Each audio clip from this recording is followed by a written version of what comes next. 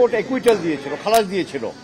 ওই খালাসের এগেনস্টে দুদক আবার হাইকোর্ট ডিভিশনে আপিল করলে পরে ওই গিয়াসউদ্দিন আল মামুন সাহেবের যে সাজা ওইটা বহাল রাখেন, আর তারেক রহমান সাহেবের একুইটালের এগেনস্টে খালাসের বিরুদ্ধে যে আপিল, ওই আপিল মঞ্জুর করে ওনাকেও 7 বছর দেওয়া হয়।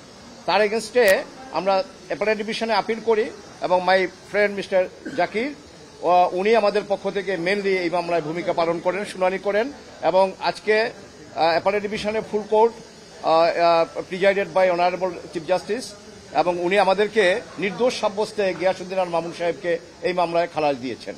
আর তারেক রহমান সাহেব যদিও এই মামলায় আপিল করতে পারেননি, আমরা আমাদের সুপ্রিম কোর্ট এবং ইন্ডিয়ান এবং পাকিস্তান সুপ্রিম কোর্টের বিভিন্ন জাজমেন্ট থেকে আমরা দেখিয়েছি যে যদি মামলা প্রিন্সিপাল অ্যাকিউজডের এগেনস্টে প্রমাণ না হয়, যদি মামলা দেখা যায় যে না এটা ইন্টেনশনালি করা হয়েছে হ্যারাসমেন্ট করার জন্য, হিউমিলিয়েশনের জন্য, এবং এই মামলা সাজা দেওয়ার মতো কোনো কিছু নাই, সেক্ষেত্রে কেউ যদি আপিল নাও করে কোর্ট ইচ্ছা করলে তাকেও এই খালাসের যে বেনিফিট এটা তাকেও দিতে পারেন।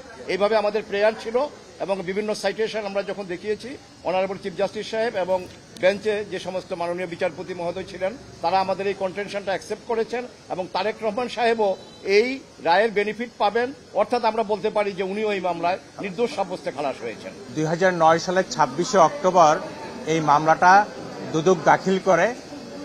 জনাব তারেক রহমানের বিরুদ্ধে অভিযোগ ছিল যে উনি একটা ক্রেডিট কার্ড থেকে উনি বিদেশে চিকিৎসার জন্য কিছু টাকা খরচ করেছেন। এই অভিযোগের ভিত্তিতেই ওনার বিরুদ্ধে এই মামলা দায়ের হয় এবং পরবর্তীতে চার্জশিট হয়। 13 জন সাক্ষীর সাক্ষ্য গ্রহণ করে ট্রায়াল কোর্ট। সেখানে আমেরিকা থেকে এফবিআই এজেন্ট ডেবরাকে নিয়ে আসা হয় সাক্ষী দেওয়ার জন্য। উনি যদিও নিজেকে এক্সপার্ট সাক্ষী দাবি করেছেন, কিন্তু উনি বলেন নাই কোথাও যে জনাব তারেক রহমান বা গিয়াসউদ্দিন আল মামুন মানি লন্ডারিং সাথে জড়িত ছিল। এবং ট্রায়াল কোর্ট সবকিছু দেখে শুনে 13 জন সাক্ষীর সাক্ষ্য পর্যালোচনা করে জনাব তারেক রহমানকে নির্দোষ প্রমাণিত হয়, ওনাকে বেকসুর খালাস দেন।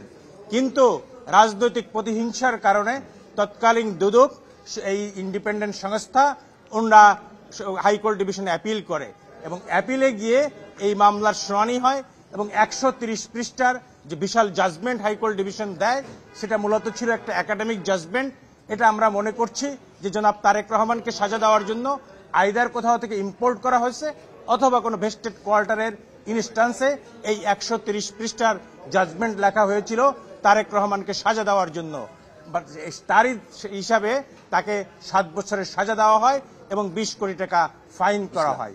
20 কোটি টাকা ফাইন করা হয় এবং তৎপরবর্তীতে জনাব কন্টেস্টিং অ্যাপিলেন্ট জনাব গিয়াসউদ্দিন আল মামুন এই লিফটি অ্যাপিল দায়ের করেন। এই লিফটি অ্যাপিলের উপরে বিস্তারিত শুনানি হয় অ্যাপিল বিভাগে লিভ গ্রান্টিং এর সময়। তখন শুনানি আনতে হাইকোর্ট অ্যাপিলেট ডিভিশন দেখতে পান যে এই মামলায় কোনো সাবস্ট্যান্স নাই। এই দুদক যে মামলাটা করেছে এই মামলাটা দুদকের করার কোনো অথরিটি নাই এবং আইনগতভাবে এবং অচল। 2002 সালের একটা রিপিল্ড আইনে এই মামলাটা করা হয়েছিল এবং তারেক রহমান সাহেবের বিরুদ্ধে কোনো অভিযোগই নাই।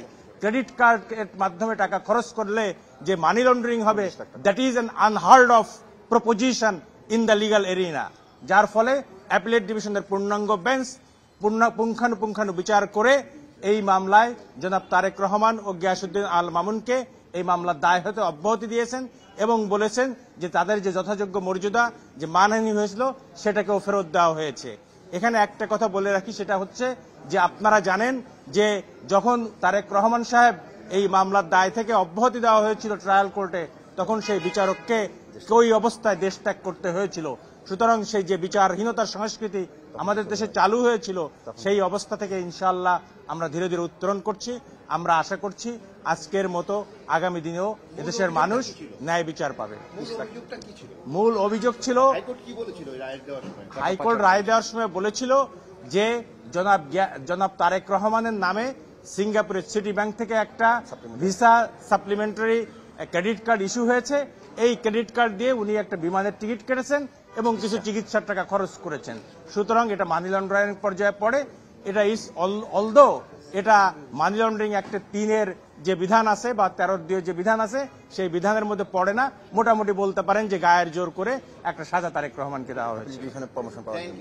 আজকের অর্ডার যেটা হয়েছে সেটা হচ্ছে যে জনাব তারেক রহমানকে এই হাইকোর্টের দেওয়ার যে 7 বছরের সাজা এবং 20 কোটি টাকা জরিমানা, এই জরিমানা থেকে ওনাকে অব্যাহতি দেওয়া হয়েছে এবং ওনার বিরুদ্ধে অ্যাপিল বিভাগ সাক্ষী পর্যালোচনায় এবং মামলার বিষয়াদি আলোচনা করে ওনার বিরুদ্ধে মামলার কোনো অফেন্সের কোনো ইনগ্রিডিয়েন্ট পাওয়া যায় নাই এবং ওনাকে এই মামলার দায় হতে অব্যাহতি দেওয়া হয়েছে এবং ওনার যে সম্মান এবং অবস্থান ক্ষুণ্ণ হয়েছে সেটিকে ফেরত দিতে বলা হয়েছে। হ্যাঁ, নন অ্যাপিলেন্ট এটার বেনিফিট পাবে, এটা মাননীয় চিফ জাস্টিস উনি পরিষ্কারভাবে রায়ে উল্লেখ করেছেন।